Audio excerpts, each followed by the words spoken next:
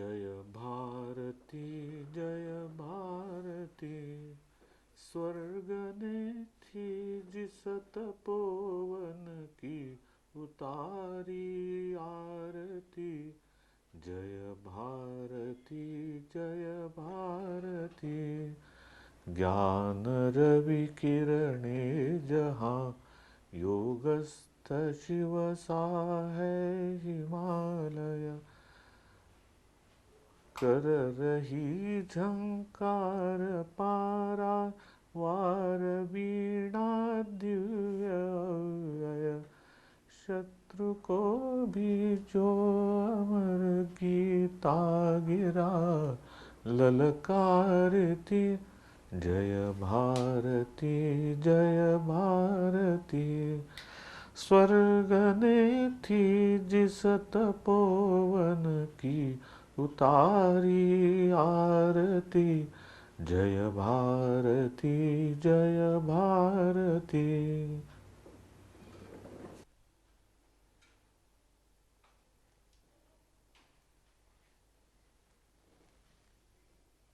इस संसार में मनुष्य परमात्मा की सर्वोत्तम कृति है,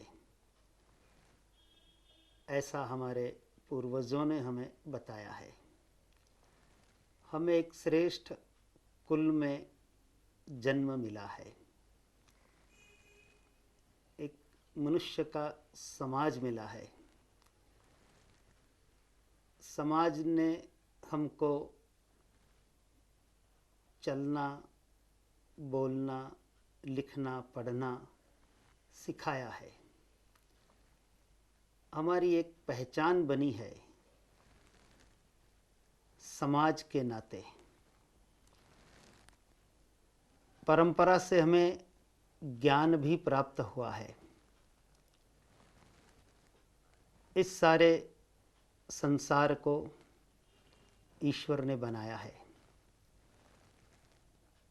पेड़ पौधे, पशु पक्षी, इस सब में एक ही आत्मा है, ऐसा हमारे पूर्वजों ने ये ज्ञान दिया है।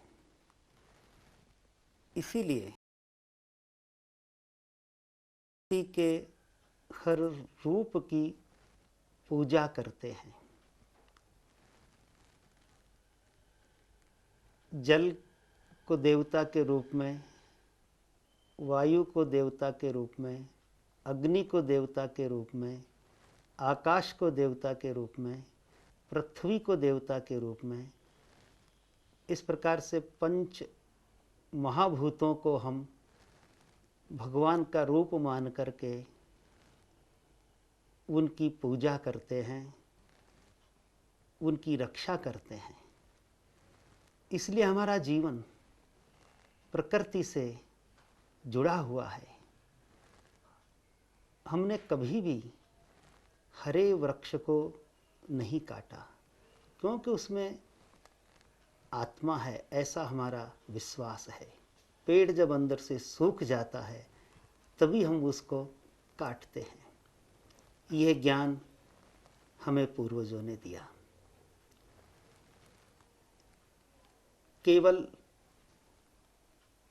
प्रकृति नहीं, पशु पक्षी, इन सब में भी हम उसी आत्मा के दर्शन करते हैं।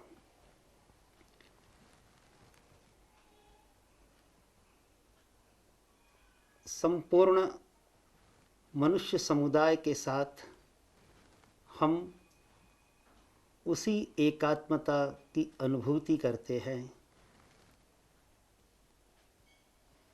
ऐसा ज्ञान हमारे पूर्वजों ने हमको दिया है।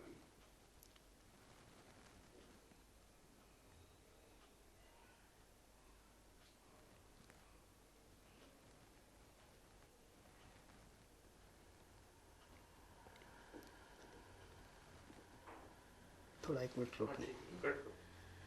वास्तव में तो हमारी ये फिल्म और वनवासी गांव में रहने वाले अपने बंधुओं के लिए बनानी है। वे कल्याण आश्रम के विचार को और कार्य को समझ सके और एक भावना से हमारे कार्य के साथ में जुड़ सके, ये उद्देश्य लेकर के हमको अपनी ये फिल्म बनानी चाहिए। गांव में हम जाते हैं, लोगों के साथ में बैठते हैं, चर्चा करते हैं, बड़ी एक सहजता रहती है।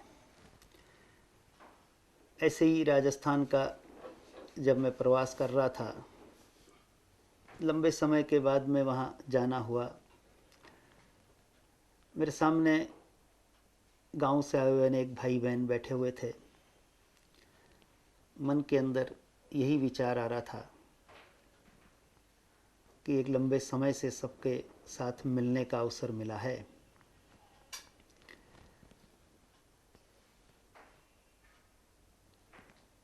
हमें अपने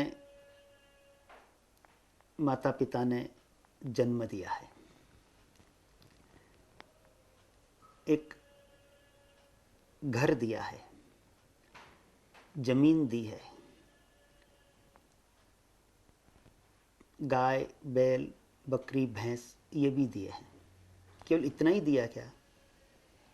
नहीं, इससे भी हमें और कुछ दिया है। एक पहचान दी है, हम कौन हैं, हमारा समाज क्या है, हमारी अपनी एक परंपरा भी है, हमें एक ज्ञान भी दिया है।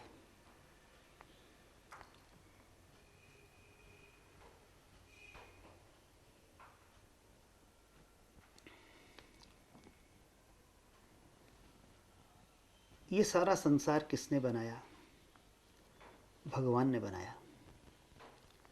ये सूर्य चंद्र तारे,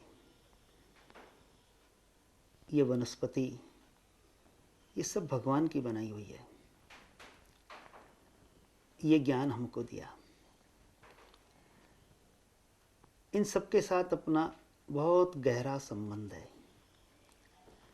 आपने कभी देखा होगा, एक पौधा होता है छुई में का, जिसे हम लाजवंती कहते हैं। टेढ़ी उंगली दिखाने से ही वह मुरझाने लगता है। हमारे उसके बीच में कोई बिजली का तार तो नहीं है, 5-7 फुट की दूरी है, फिर भी ऐसा क्यों होता है?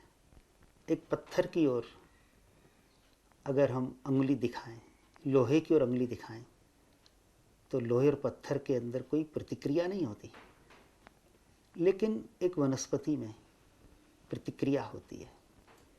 क्यों होती है? कि उसमें भी जीवन है, हमारे में भी जीवन है।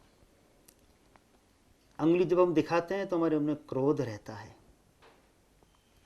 हमारे मन में अगर प्रेम का भाव रहता है तो सामने वाले में भी प्रेम की प्रेरणा रहती है। इसलिए हमारे कहा गया कि पेड़ पौधों में भी जीवन है, उसमें भी परमात्मा का निवास है। ये ज्ञान हमको दिया गया। इसलिए हमने पेड़ पौधों को भी भगवान का रूप मान करके पूजा की है, पशु पक्षियों को भी, और हमने भगवान का रूप माना है। हमें कथा मालूम है स्वामी रामकृष्ण परमहंस की, कि एक बेल के ऊपर कोड़े मार रहे था, तो उन्होंने बोला, अरे उसको क्यों मार रहे हो? तो उन्होंने, बाबा जी तुम्हें क्या हो रहा है? मैं तो उसको मार रहा हूं। कि देखो क्या हो रहा है। अपनी पीठ दिखाई तो कोड़े के निशान उनकी पीठ पर थे। इसका मतलब क्या है? कि रामकृष्ण परमहंस उस के साथ में एकात्म हो गए थे। ऐसा हमारा महापुरुषों का अनुभव रहा है। यही नहीं, इस सारे संसार को ही हमने परमात्मा का स्वरूप मान करके और उसकी पूजा की है। एक अच्छी परंपरा हमको मिली है। अतिथि देवो भव, ये हमारी प्राचीन परंपरा है। घर के अंदर कोई भी आता तो हम किस प्रकार से उसका हृदय से स्वागत करते हैं। हमारे जीवन के अंदर संगीत और नृत्य, इसके माध्यम से हम एक आनंद की अनुभूति करते हैं। जब कभी मांदल पर थाप पड़ती है तो दिन भर का थका हारा व्यक्ति पूरी रात नाचता रहता है। हमारा यह संगीत और नृत्य मनुष्य के तन और मन के तनावों से मुक्त करके उसे एक आनंद की अनुभूति कराता है। ऐसा हमारा यह संगीत और नृत्य है।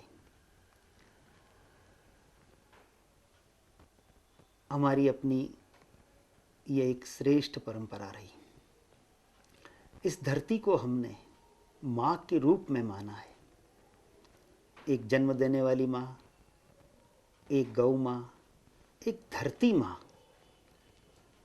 जब हमारी मृत्यु हो जाती है तो उस समय में कौन हमें शरण देता है? ये धरती माँ हमें शरण देती है। हमारी राख इसके अंदर विलीन हो जाती है।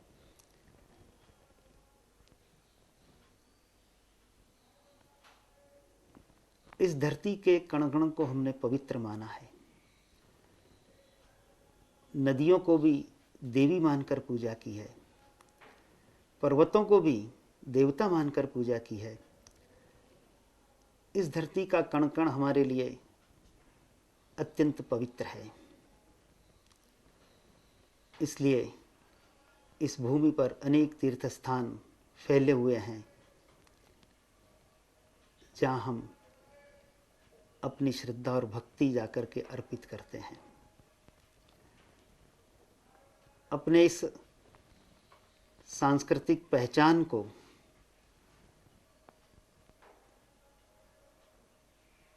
बचाए रखने के लिए हमारे पूर्वजों ने कितने बलिदान दिए। रामायण काल से लेकर के अब तक के काल तक इतिहास का एक एक पन्ना इस बात की साक्षी देता है। इस धरती का जर्रा जर्रा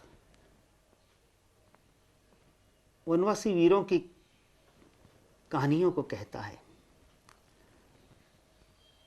अपनी इन्हीं सांस्कृतिक धरोहर से जोड़ने के लिए वनवासी कल्याण आश्रम काम कर रहा है। ये श्रद्धा और भक्ति का भाव हमारे हृदय में जागृत रहे,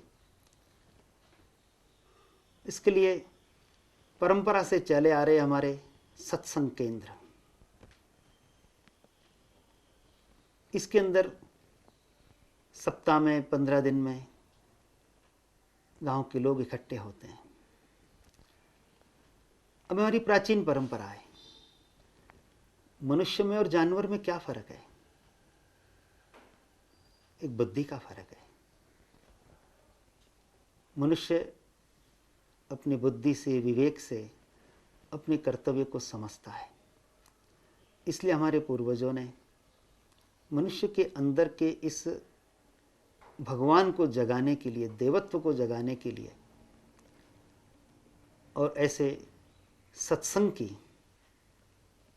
परंपरा प्रारंभ की, जहाँ हम इकट्ठे होते हैं और अपने अंदर के सद्वृत्तियों को जगाने की कोशिश करते हैं।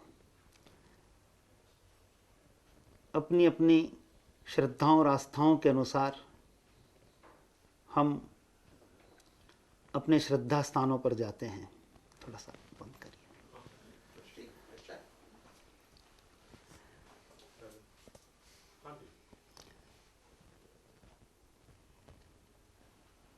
हम देखते हैं अपने गांव के अंदर बच्चों को स्कूल जाने की सुविधाएं कम है। नदी नाले रहते हैं, बच्चे स्कूल जा नहीं पाते।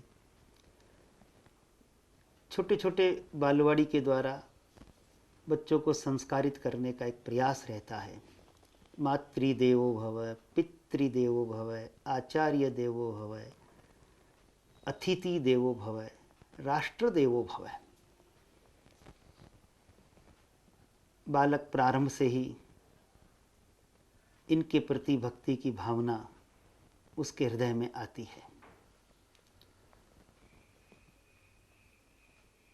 ऐसी अनेकों बालवाड़ियों के द्वारा, एकल विद्यालयों के द्वारा बच्चों को न केवल अक्षर ज्ञान कराया जाता है, बल्कि उनकी अंदर सद्गुणों का विकास करने का भी एक प्रयास किया जाता है। विद्यालय में जाने की एक रुचि उनमें पैदा की जाती है। एक स्थान के ऊपर एकल विद्यालय को देखने का अवसर आया।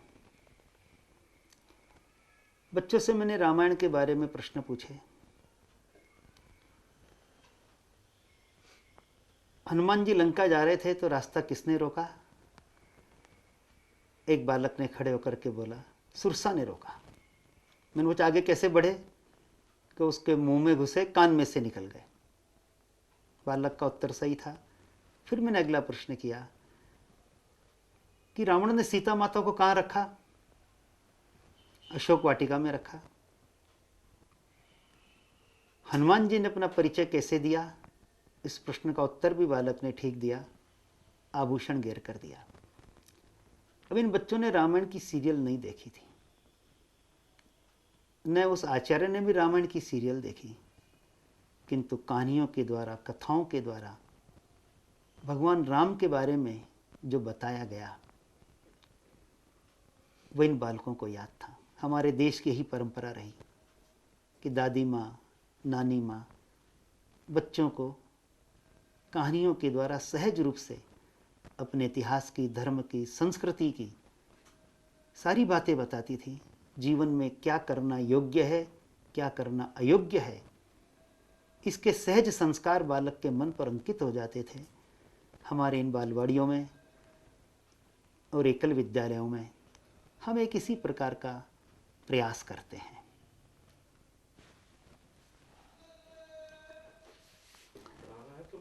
हाँ, इसी प्रकार से हमारे छात्रावास, कल्याण आश्रम के कार्य का शुभारंभ भी छात्रावास से हुआ। बालक छात्रावास में रहते हैं, प्रातःकाल उठते हैं, एकात्म स्तोत्र बोलते हैं। संसार के अंदर मोक्ष दिलाने वाली भूमि केवल भारतवर्ष है, जिस भूमि के बारे में मर्यादा पुरुषोत्तम रामचंद्र जी ने बोले, रावण की विजय के पश्चात अपि स्वर्णमयी लंका नेम लक्ष्मण रोचते जननी जन्मभूमिश्च स्वर्गादपि गरीयसी। ये जननी जन्मभूमि स्वर्ग से भी महान है। संसार की समस्त भूमियां भोग भूमियां हैं। केवल मोक्ष दिलाने की क्षमता यदि किसी भूमि को परमात्मा ने प्रदान की है तो वह केवल भारतवर्ष है। इसलिए छात्रावास में प्रातःकाल बालक अपनी इस भारत भूमि की वंदना करता है, नदियों की वंदना करता है, पर्वतों की वंदना करता है। इस देश के महान ऋषियों ने साधना करके जिस सत्य की अनुभूति की थी और जो ज्ञान संसार को दिया था, जिस ज्ञान के आधार के ऊपर मनुष्य व्यक्तिगत जीवन से ऊपर उठ करके और संपूर्ण संसार के साथ एकात्मता स्थापित कर सकता है, ऐसे सारे ऋषि महर्षियों का उसमें स्मरण करता है। विज्ञान की प्रगति करने वाले सारे ऐसे वैज्ञानिकों का स्मरण करता है। 32 श्लोकों का एकात्मता स्तोत्र, जिसमें 131 महापुरुषों के नामों का स्मरण प्रतिदिन बालक करता है। मैं किसी जाति का नहीं, मैं किसी प्रांत का नहीं, मैं किसी विशेष भाषा का नहीं, बल्कि मैं संपूर्ण भारतवर्ष का हूँ। भारतवर्ष मेरी माँ है। इस एकात्मता स्तोत्र के द्वारा बालक के मन पर यह संस्कार अंकित होता है। विभिन्न प्रकार के शारीरिक कार्यक्रम जिसके द्वारा बालक के गुणों का विकास किया जाता है, कहते हैं 80% संस्कार खेल के मैदान में प्राप्त होते हैं। एक सामूहिक जीवन बालक जीने का अभ्यास करता है। एक प्रयास है इन छात्रावासों के माध्यम से बालक के सद्गुणों का विकास करना, उसके अंदर अपने देश, धर्म और संस्कृति के प्रति स्वाभिमान का भाव जागृत करना, वह बालक देश का योग्य नागरिक बने। इस संकल्पना को लेकर आज देश में 180 छात्रावासों के माध्यम से कल्याण आश्रम प्रयास कर रहा है।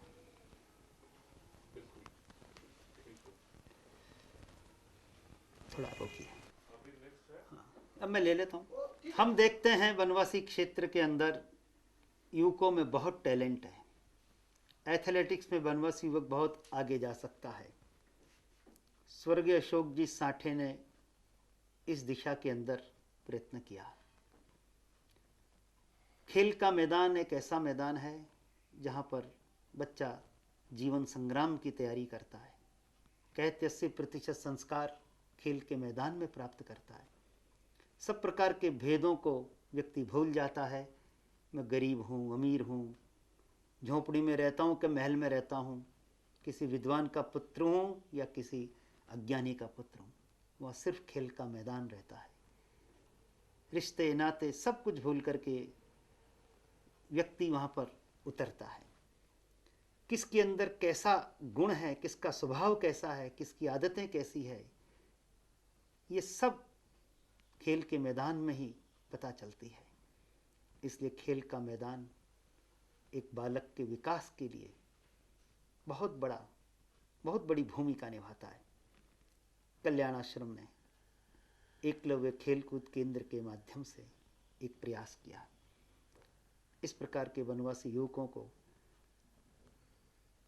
हम आगे ले जाएं। पहला खेलकूद का कार्यक्रम कांदीवली में हुआ। स्वर्गीय मिल्खा सिंह जी, उड़न सिख मिल्खा सिंह जी 3 दिन वहाँ पे रहे। शिवाजी पार्क के अंदर भाषण करते समय उनके मन की वेदना प्रकट हुई कि मेरा बनाया हुआ कीर्तिमान ये वनवासी युवक तोड़ सकते हैं। द्वितीय खेलकूद प्रतियोगिता इंदौर में हुई, जिसमें हमने कुछ आयाम और जोड़े। फोटो कंपटीशन, स्पोर्ट्स मेडिसिन की एक कार्यशाला और विभिन्न प्रकार के सांस्कृतिक टोलियों को बुला करके सांस्कृतिक जीवन की झांकी भी प्रस्तुत की गई।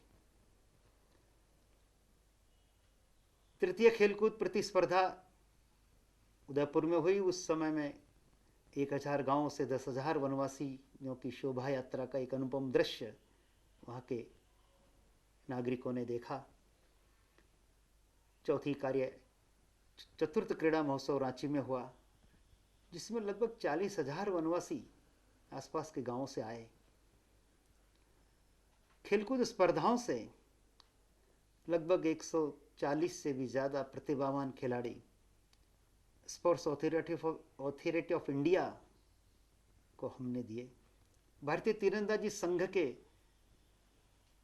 विशेषज्ञों ने आकर के हमारी राष्ट्रीय तीरंदाजी प्रतियोगिता में कालीकट में, कोलकाता में, निजामाबाद में प्रतिभावान खिलाड़ियों का चयन किया। उनके निरीक्षक ये कहे कि हम कितना ही प्रयत्न करें तो भी इतने प्रतिभावान खिलाड़ियों को सहज रूप से हम नहीं खोज सकते जितनी सहज रूप से कल्याण आश्रम ने हमें उपलब्ध कराए हैं। इनमें बहुत टैलेंट है। केवल आवश्यकता इस बात की है कि उन्हें प्रोत्साहन मिले तो ये वनवासी बालक भारत को खेल जगत के अंदर और कीर्तिमान दिला सकते हैं। गांव में घूमते हुए अनेक लोगों को, युवकों को 16 साल का लड़का है, टीबी की शिकायत। 18 साल की लड़की है, टीबी की शिकायत। जीवन से निराश, हताश, मन में वेदना होती थी कि इस चढ़ती हुई जवानी की उम्र के अंदर ये क्या हो गया। उसी वेदना में से किसी ने सहयोग किया और टीबी कंट्रोल प्रोग्राम का हमने प्रारंभ किया। भारत के ट्राइबल एरिया के अंदर टीबी की रिकवरी रेट 5 से 8% है, नगरों के अंदर 35 से 40% है। वर्ल्ड हेल्थ ऑर्गेनाइजेशन ने 85% रिकवरी रेट का स्टैंडर्ड माना है, किंतु कल्याण आश्रम के कार्यकर्ताओं ने राजस्थान में 92% रिकवरी रेट ला करके दी है। जब बंबई के आए चिकित्सकों ने इस आश्चर्यजनक रिकवरी रेट के बारे में जानना चाहा तो हमारे कार्यकर्ताओं बोले कि हम दवा तब देते हैं जब व्यक्ति शराब और बीड़ी पीना बंद कर देता है, और जब उसकी पुष्टि हो जाती है अन्य रोगियों के द्वारा तब हम दवा देते हैं।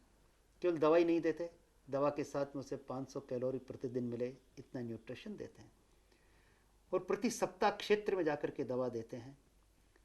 दान देने वाला दान दे देता है, दवा देने वाला दवा दान में दे सकता है, किंतु केवल इसी से परिणाम नहीं आते, परिणाम आते हैं कार्यकर्ताओं के समर्पण से। एक बार हमारे कार्यकर्ता दवा देने के लिए जो ही गाड़ी में बैठे, उसी समय उनको जानकारी मिलती है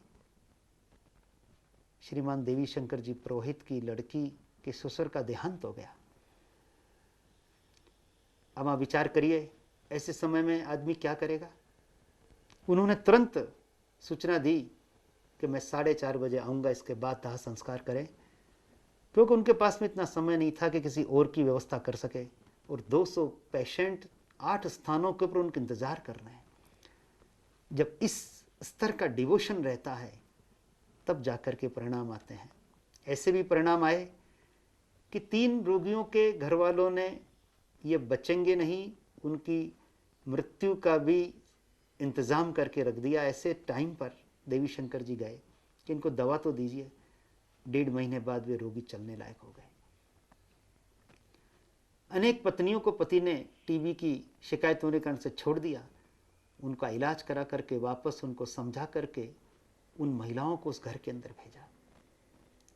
कल्याण आश्रम ने इस प्रकार से चिकित्सा के कार्य में कुछ काम किया। वनवासी क्षेत्र में देखने पे क्या अनुभव आता है, सितंबर अगस्त के महीने के अंदर बीमारियां जोर पर रहती है। 20-20 किलोमीटर तक कहीं पर भी औषधि का प्रबंध नहीं रहता। उस समय घाट के ऊपर डाल करके 2-2, 4-4 आदमी पेशेंट को दूर लाते हैं। ऐसे इलाकों के अंदर भी आज डॉक्टर नहीं रहते, अस्पताल है तो वहाँ डॉक्टर नहीं, दवा नहीं, ये स्थिति है। इसमें से क्या मार्ग निकालें? तो आरोग्य रक्षक योजना का प्रारंभ किया। उसी गांव में से कुछ सेवाभावी युवक युवतियों का चयन करना, उन्हें थोड़ा प्रशिक्षण देना और कुछ प्राथमिक स्तर की दवाइयाँ देना ताकि वे प्राथमिक स्तर पर इलाज कर सकें। क्योंकि बनवासी क्षेत्र में मलेरिया है, उल्टी है, दस्त है, इसी प्रकार की बीमारियां हैं। ऐसे आरोग्य रक्षक योजना के माध्यम से आज काफ़ी कुछ काम इस दिशा में हो रहा है, जिसका लाभ बनवासी क्षेत्र में है। कहीं कहीं मेडिकल कैंप भी करते हैं। रांची में, टाटा नगर में प्रति सप्ताह इस प्रकार से डॉक्टर्स की टीम, नगर के लोगों की टीम जाती है और वहाँ औषधि देना, उनको राय देकर के आना, जो गंभीर रोगी हैं उन्हें चिट्ठी देकर आना ताकि वे अस्पताल में आ सके, उनकी सहायता कर सकें। इस प्रकार का चिकित्सा का कार्य है पूरे वनवासी क्षेत्र में सीमित साधनों से हम चला रहे हैं। एक कार्य ग्राम विकास की दृष्टि से भी किया। महाराष्ट्र के अकोला नगर जिले के अकोला तहसील के धगेवाड़ी गांव का एक बालक भास्कर पारधी हमारे अकोला के छात्रावास में शिक्षा पूरी करने के बाद गांव गया। उसके मन में विचार आया कि मैं मेरे गांव की स्थिति को ठीक करूं। पूना की स्विस चैरिटेबल ट्रस्ट के माध्यम से उस गांव में हमने काम प्रारंभ किया 1992 के अंदर। 4 साल काम करने के बाद उस गांव के 36 परिवारों ने ब्लॉक डेवलपमेंट ऑफिसर के पास जाकर के यह बोला कि हमारे नाम जो बिलो पॉवर्टी लाइन के नीचे लिखे हैं कृपया उनको हटा दीजिए। अब भारतवर्ष के अंदर 5.5 लाख गांव हैं, उसमें से एक छोटा सा गांव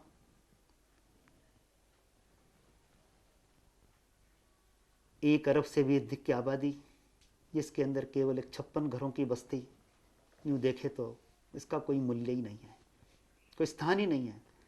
किंतु कल्याण आश्रम के काम करने की दिशा क्या है, ये इसमें से अंदाज लगता है कि जिनकी आर्थिक स्थिति ठीक हो गई वे स्वयं जाकर के कहते हैं कि अब हमें इस सुविधा का लाभ नहीं लेना है, ये और जो ज़रूरतमंद है उनको दीजिए। यह है कल्याण आश्रम के काम करने की दिशा। दिशा अगर सही है तो उसके परिणाम निश्चित रूप से सही आएंगे। इस प्रकार के आर्थिक विकास के प्रयोग कुछ प्रांतों में प्रारंभ किए हैं। महाराष्ट्र के अंदर परंपरागत तरीके के अंदर कुछ हल्का सा सुधार करके चावल की यील्ड बढ़ाई है। राजस्थान के अंदर अनेक कुओं को गहरा कराया है। सरकार से प्राप्त राशि से और छोटे छोटे एनीकट बनाए जन सहयोग से आज वे एक उदाहरण बने हुए हैं।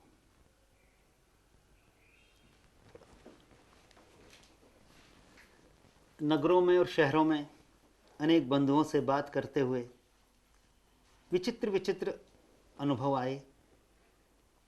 एक स्थान के ऊपर एक संपन्न श्रीमंत के पास बैठे हुए बात कर रहे थे, तो उनकी प्रतिक्रिया थी कि सरकार भी इनके लिए बहुत कर रही है, आरक्षण की सुविधा है, आप भी इनके लिए कर रहे हैं। किसी ने कहा कि इनके लिए कितना ही करो, कोई सुधार नहीं हो सकता। तो ध्यान में आया कि वनवासी समाज के बारे में नगर के लोगों को बहुत कम जानकारियां हैं। वनवासी समाज का जो चित्र प्रस्तुत किया गया है वो यही किया गया कि इनके पास में कोई सभ्यता नहीं है, कोई संस्कृति नहीं है, आदिम अवस्था में रहते हैं, हिंसक हैं, कबीलाई जिंदगी जीते हैं। एक योजनाबद्ध चित्र अंग्रेजों के ज़माने से ही इस समाज के बारे में बताया गया, जो पूर्ण रूप से सत्य नहीं है। तो ध्यान में आया कि नगर के लोगों को वनवासी समाज के बारे में बहुत कम जानकारियां हैं। वनवासी समाज की क्या स्थिति है, वहाँ की परिस्थिति क्या है, इसकी सही जानकारी नगर के लोगों को हो और उनके मन के अंदर भी एक कर्तव्य का भाव पैदा हो। दया नहीं, सहानुभूति नहीं। भगवान कभी को किसी की भी दया का पात्र ना बनाए। इसलिए हमने नगर से लोगों को वनवासी क्षेत्र के अंदर ले जाना प्रारंभ किया, वन यात्राओं के माध्यम से। देखने में, पढ़ने में और सुनने में और देखने में बहुत अंतर होता है।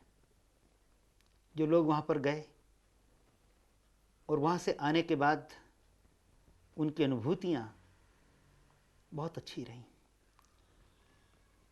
वहाँ जाकर के जो उन्होंने एक अतिथि देवो भव की जो परंपरा का अनुभव किया, वे अनुभव करने लग गए कि इस प्रकार का हृदय से स्वागत सत्कार तो हम शहरों में नहीं करते। नवसारी के कुछ बंधुओं के साथ मैं बैठ कर के बात कर रहा था, तब एक व्यक्ति से मैंने पूछा कि आप बनवासी गांव में गए हैं, क्या अनुभूति आई? तो उस व्यक्ति ने सहज रूप से बोला कि वहाँ जाने के ऊपर मुझे लगा कि यहाँ का वातावरण बहुत पवित्र है।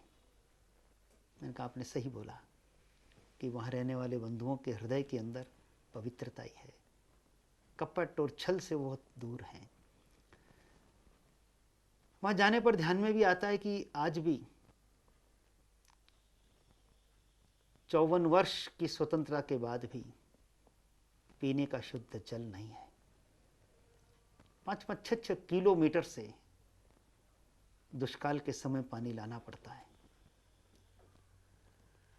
कभी कभी तो ऐसे नाले का पानी भी पीना पड़ता है जिसको हम देखना भी पसंद नहीं कर सकते। आज ऐसी भी कारुणिक दृश्य देखने को मिलते हैं। तो जाने के बाद शहर के लोगों को ध्यान में आता है उस क्षेत्र की परिस्थिति क्या है, वहाँ की स्थिति क्या है, वहाँ का समाज का जीवन इन सारे अभावों के होने के बावजूद भी स्वाभिमान से भरा हुआ है। घर आने वाले का किस प्रकार से स्वागत सत्कार करते हैं। कोई भी वनवासी भीख मांगता नजर नहीं आता। ऐसी परिस्थितियों के अंदर भी जो कुछ उनके पास में है वो ला करके आपकी सेवा में अर्पित करते हैं और मन में बड़ा आनंद का अनुभव करते हैं।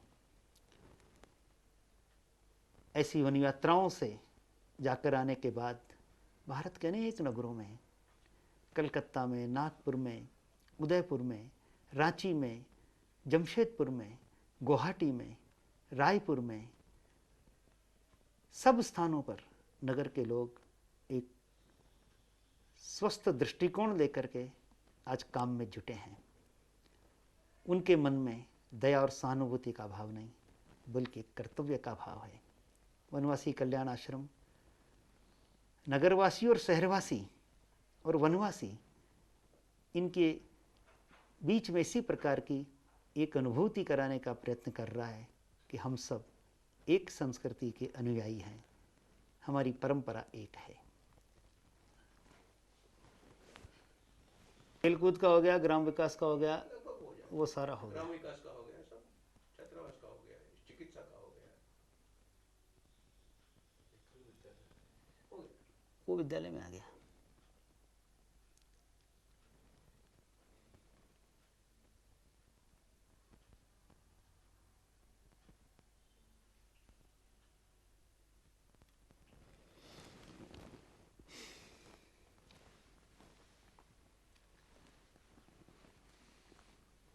बाला साहब देशपांडे तो नागपुर में रहते थे और वे जशपुर के अंदर कल्याण आश्रम के कार्य का प्रारंभ करने के लिए क्यों गए।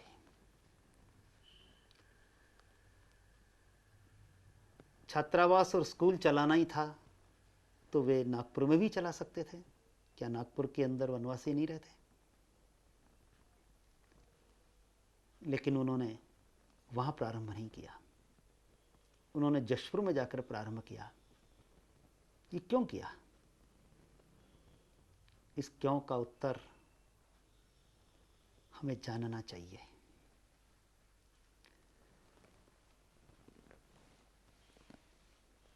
घटना पुरानी है। भारत की स्वतंत्रता के बाद 1948 में जब पंडित रविशंकर शुक्ल का जशपुर में दौरा हुआ, उस समय उनको काले झंडे दिखाए गए, शुक्ला गो बैक के नारे लगे। जय हिंद के नारे का उत्तर जय यीशु से दिया गया। आप हमारे नेता नहीं है, ये कहा गया। ये अपमानजनक दृश्य देख करके पंडित रविशंकर शुक्ल वे आहत हो गए।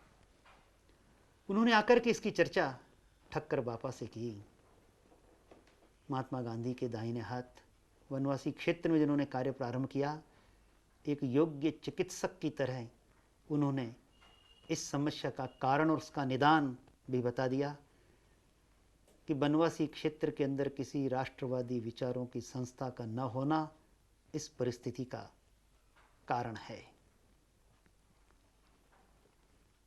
पंडित शुक्ल को एक दिशा मिली, एक युवक की तलाश हुई जो उस क्षेत्र में जाकर के काम कर सके, और उसमें से रमाकांत केशव देशपांडे का नाम सामने आया।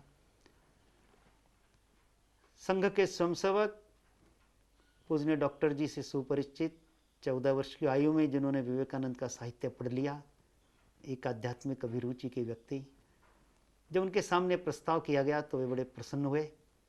बैकवर्ड एरिया डेवलपमेंट ऑफिसर के नाते उनकी नियुक्ति हुई।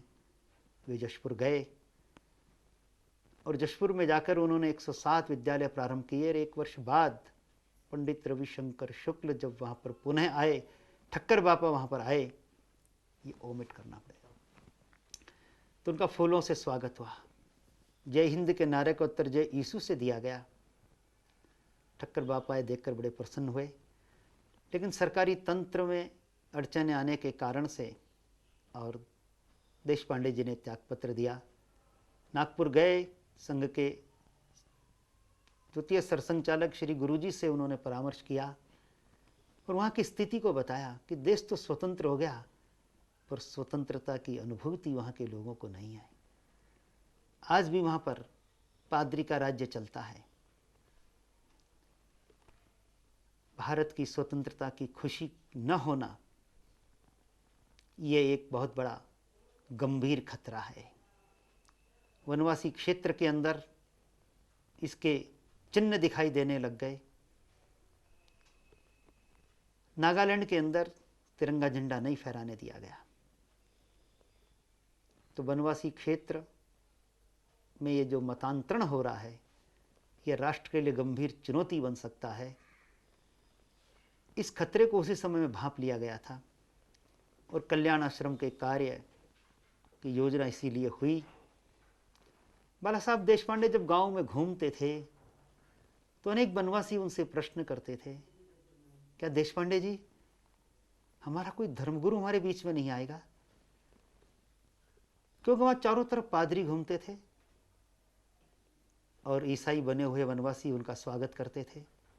जो वनवासी ईसाई नहीं बना, वो मन महसूस के रह जाता था। देशपांडे जी को अनुभव हुआ कि वनवासी की पीड़ा क्या है। वो अपना धर्म और संस्कृति बचाना चाहता है। देशपांडे जी के संबंध ऐसे श्रेष्ठ संतों से थे। उन्होंने गहरा गुरु जी को कहा कि महाराज आप घूमिए। गहरा गुरु ग्रस्त सन्यासी रूप में काम कर रहे थे। उन्होंने पैदल प्रवास किया। राम भिक्षु महाराज एक श्रेष्ठ संत थे, उन्होंने पैदल प्रवास किया। प्रबुद्ध ब्रह्मचारी जी, स्वामी स्वरूपानंद जी, इन सब धार्मिक विभूतियों ने जशपुर के अंदर पैदल भ्रमण किया। 1963 की रामनवमी के दिन पूज्य श्री गुरु जी का जब वहाँ शुभागमन हुआ तो 20,000 वनवासी बंधु आए थे, जो इस बात का हमें संकेत दे रहे थे कि वनवासी के हृदय के अंदर अपना धर्म, संस्कृति, पहचान को सुरक्षित रखने की कितनी तीव्र लालसा है। तो कल्याण आश्रम वनवासी समाज की इसी अस्मिता को जगाने के लिए कार्य कर रहा है, उसकी अस्मिता को जगाने के लिए कार्य कर रहा है। हर एक जनजाति का अपना अपना विश्वास है, परंपराएं हैं, उनके अपने देवी देवताएं हैं। उन सब के प्रति उनके मन के अंदर एक श्रद्धा का भाव पैदा करना, गर्व का भाव पैदा करना, ये कल्याण आश्रम का कार्य है। किसी भी बाहरी श्रद्धा को, आस्था को उन पर थोपना नहीं, आरोपित नहीं करना। जो उनका अपना है उसी को और उसके हृदय में जागृत करना। कोई सरना को मानता है, कोई सरोल का त्योहार मनाता है, कोई सूर्य चंद्र को डोनी पोलो के रूप में मानता है, तो राजस्थान के अंदर ऋषभदेव को काला बाबा के रूप में मानते हैं। इन संपूर्ण भारत के अंदर वनवासी समाज अपनी जिन मान्यताओं को, श्रद्धाओं को लेकर के चल रहा है, उन्हीं के प्रति उनके मन में श्रद्धा का भाव जागृत करना, ये हमारा एक श्रद्धा जागरण का महत्वपूर्ण कार्य है। एक बार वनवासी के हृदय में उसकी अपने ये श्रद्धा का भाव जागृत हो गया और उसे समझ में आ गया, तो वह कभी भी अपना धर्म नहीं बदलेगा। कोरबाओं का उदाहरण है। एक गरीब कोरबा के सामने चर्च की ओर से निमंत्रण आया कि तुम्हारी जमीन हमको दे दो, पर उसकी श्रद्धा जागृत थी, इसलिए उसने धन के लोभ को भी ठुकरा दिया कि नहीं, मैं नहीं दूंगा। कल्याण आश्रम इसी ढंग से जनजाति समाज के बीच में कार्य कर रहा है कि वे अपनी आस्थाओं को, मान्यताओं को, श्रद्धाओं को गर्व के साथ में और स्वीकार करें।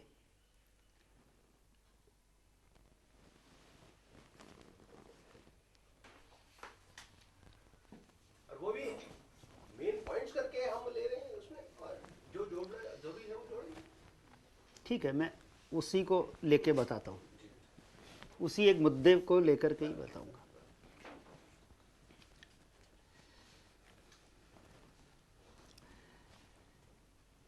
कल्याण आश्रम के कार्य की जानकारी देते समय हमारे कार्यकर्ता बताते हैं कि हम छात्रावास चलाते हैं, बालवाड़ी चलाते हैं, खेल केंद्र चलाते हैं, सत्संग केंद्र चलाते हैं, कुछ ग्राम विकास का कार्य करते हैं। इन सब को सुनने पर ऐसा ही लगता है कि हम कुछ अभावग्रस्त लोग हैं, जिनको पढ़ने की सुविधा नहीं है, जिनके पास में चिकित्सा की सुविधा नहीं, उनके लिए एक सेवा कार्य कर रहे हैं। ऊपर से देखने के ऊपर कल्याण आश्रम का यह स्वरूप ऐसा ही दिखाई देता है, और ये सत्य भी है। किंतु स्वर्गीय बाला साहब देशपांडे कहते थे कि कल्याण आश्रम वह कार्य कर रहा है जो और कोई नहीं कर रहा है। ये सारे कार्य तो सरकार भी कर रही है और अन्य संस्थाएं भी कर रही है। हो सकता है कल्याण आश्रम से भी बहुत अच्छे स्तर पर स्कूल, विद्यालय, छात्रावास, ग्राम विकास के कार्य वे कर रहे हों, किंतु जो कार्य कल्याण आश्रम कर रहा है वह कार्य अन्य कोई संस्थाएं कदाचित ही कर रही हैं। वो कार्य क्या है? वही कल्याण आश्रम की एक विशेषता है कि वनवासी समाज वह अपनी धर्म, संस्कृति, परंपरा से जुड़ा रहे। ये क्यों आवश्यक है? गले के अंदर क्रॉस अगर आता है तो ये तो उसका प्रारंभ है, लेकिन उसकी अंतिम परिणति क्या होती है, इसकी कल्पना सहज रूप से कोई नहीं कर सकता। व्यक्ति अपने परिवार से अलग होता है, अपने कुल परंपरा से अलग होता है, अपने गांव से अलग होता है, अपनी चली आ रही सारी सांस्कृतिक भावधारा से अलग होता है, समाज के आचार विचारों से वह अलग होता है। ऐसे अनेक उदाहरण वनवासी क्षेत्र में देखने को मिलते हैं कि पिता की मृत्यु हो गई, लाश पड़ी है, एक भाई कहता मैं जलाऊंगा, एक कहता मैं काटूंगा, क्योंकि एक ईसाई है, एक हिंदू है। दोनों के विचार अलग हो गए।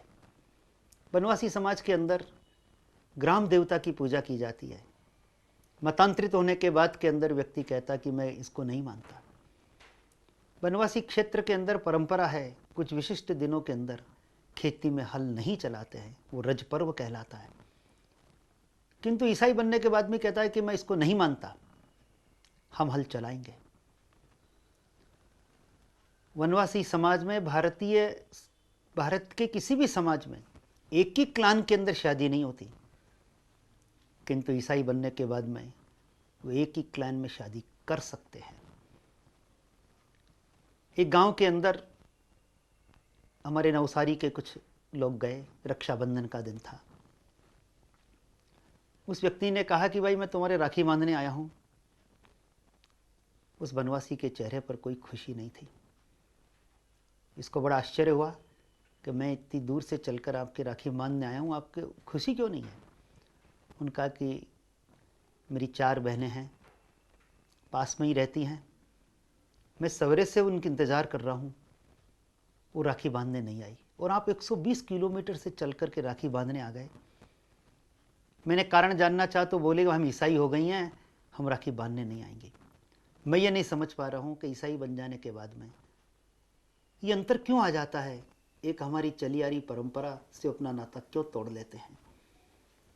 तो क्रॉस तो केवल प्रारंभ है, उसकी अंतिम परिणति एक इंडिफरेंट एटीट्यूड के रूप में आती है, और फिर व्यक्ति अपनी धरती से, अपनी संस्कृति से, अपनी परंपरा से अपने आप को अलग मानता है, एक इंडिफरेंट एटीट्यूड लेकर चला जाता है। यही भारत की राष्ट्रीय एकता में सबसे बड़ा खतरा है। इतिहास का एक उदाहरण है, 4वीं शताब्दी में सीरियन क्रिश्चियन भारत के अंदर आए, और केरल के अंदर हमने उनको न केवल शरण दी, बल्कि उनके सारे मान्यताओं के अनुसार वे अपनी पूजा पद्धति के अनुसार काम कर सके, सुविधाएं भी उनको प्रदान की, संरक्षण भी दिया। 1100 वर्ष के बाद में 15वीं शताब्दी में जब वास्को डी गामा ने और गोवा के अंदर अपना पांव रखा, वो पुर्तगीज थे। केरल में बसे सीरियन क्रिश्चियंस ने उनको निमंत्रण दिया कि आप यहाँ आइए, ईसाइयत का प्रचार करिए, हम आपकी मदद करेंगे। 1100 वर्षों तक भारत में रहने के बाद भी वे इस धरती के साथ एक रूप नहीं हो सके। तो ये जो एक अलगाववाद आता है, वही देश की एकता के लिए सबसे बड़ा खतरा है। कल्याण आश्रम का कार्य इसी दृष्टि से राष्ट्रीय कार्य है। अपने देश की सीमाएं अंतर्राष्ट्रीय सीमाओं को छूती है और उन सब सीमाओं पर अरुणाचल से लेकर के अंडमान निकोबार, इस सारी सीमाओं पर वनवासी बंधु रहते हैं। सेना बाहरी आक्रमण से देश की रक्षा कर सकती है, किंतु ये जो सीमा के ऊपर रहने वाले हमारे अपने बंधु, अगर इनके मन में भारत के प्रति भक्ति नहीं, भारत के प्रति श्रद्धा नहीं, भारत के प्रति गर्व का भाव नहीं, तो उन सीमाओं के ऊपर अनेक प्रकार के अंतर्राष्ट्रीय षड्यंत्र चल सकते हैं। उससे देश की कौन रक्षा करेगा? इसलिए इन सारे क्षेत्रों में अपने समाज का व्यक्ति अपनी धरती से, अपनी संस्कृति से जुड़ा रहे। उसके मन के अंदर मैं इस भारत का हूँ, भारत मेरा है। मिजोरम का व्यक्ति, नागालैंड का व्यक्ति ये अनुभव करे कि मैं भारत का हूँ, भारत मेरा है, तब जाकर के हमारी ये सारी सीमाएं सुरक्षित रहेंगी। अनेक संस्थाएं वनवासी क्षेत्र में जाकर के कार्य करती हैं, दवाई बांटती है, कंबल बांटती है, अन्य चीज़ें बांटती है, किंतु वे देश के अंदर चलने वाले ईसाइयों की इस राष्ट्र विरोधी गतिविधियों के बारे में मौन रहते हैं। कल्याण आश्रम वनवासी समाज को भी उनके षड्यंत्रों से सजग कर रहा है और देश के अन्य लोगों को भी उनके षड्यंत्रों से सजग कर रहा है। इस अर्थ में कल्याण आश्रम का कार्य एक राष्ट्रीय कार्य है। और वनवासी समाज के अंदर एक वननेस की फीलिंग लाना, ऐतिहासिक कारणों से, भौगोलिक कारणों से कुछ दूरियां निर्माण हो गई। अब उस दूरी को